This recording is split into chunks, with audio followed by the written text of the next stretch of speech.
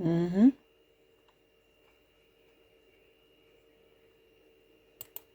Okay. I don't know what you consider good news. My husband will be coming out of hospital to die in his home. He said, I asked him yesterday, I said, do you want to go to your home when your funeral, when you die? He know he's dying and it's for your funeral. He said, no, he wants to come to my home. So make sure I have that on record. I don't know if I have spoken to you since that Trevor come here and assaulted me, so the police got involved.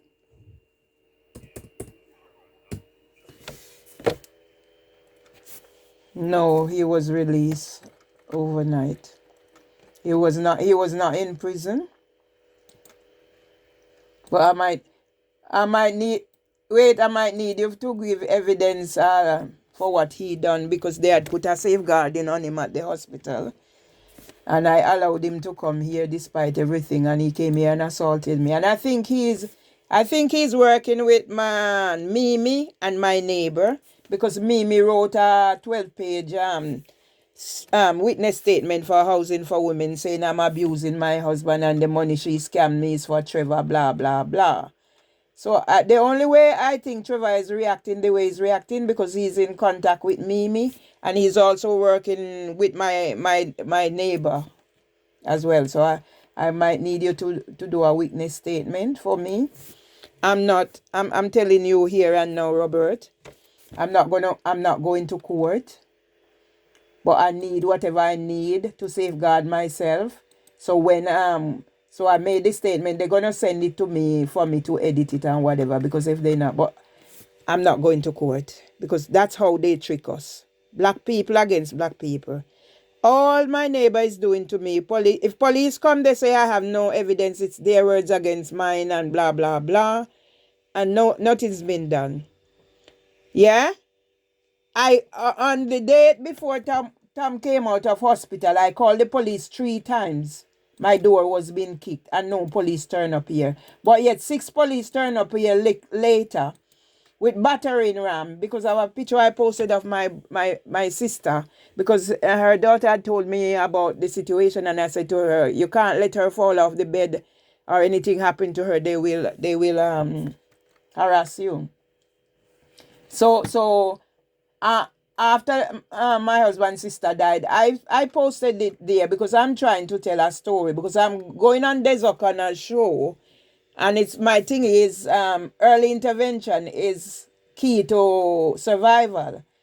So I posted that after my sister-in-law died, trying to tell a story about safeguarding, and that was the only that was the only video they came here with. So they think, looking at that picture,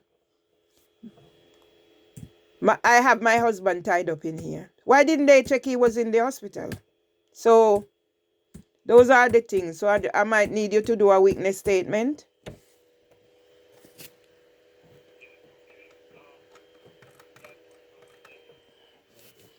They said next week. I don't know what day next week, but I've spoken to whatever. No, he's in Kings. That's where it's at. He's in Byron Ward. When you get in there, 101 at the end. He's at the end. He's by himself at the end. He's by himself. Just get to Byron Ward. You can't miss him. If you get to Byron Ward, he's in a room by himself.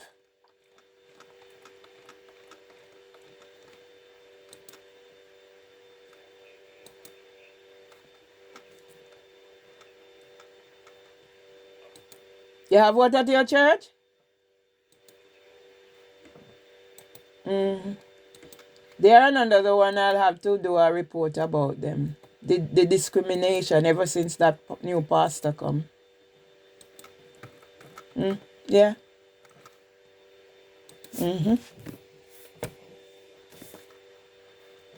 Okay. All right. People, I'm recording everything. Everything, because Robert took Mimi to her house. Yeah? And Robert couldn't find her. Mimi told Robert he's not to give me address or whatever. So all of them is working against me. Look from when. I'm just hearing from Robert. I sympathize with him because he suffers with mental health, and you hear what he says when he come in. He has to be working all around the clock. So that's why if he asks me for a favor, I grant it because he's not a bad person.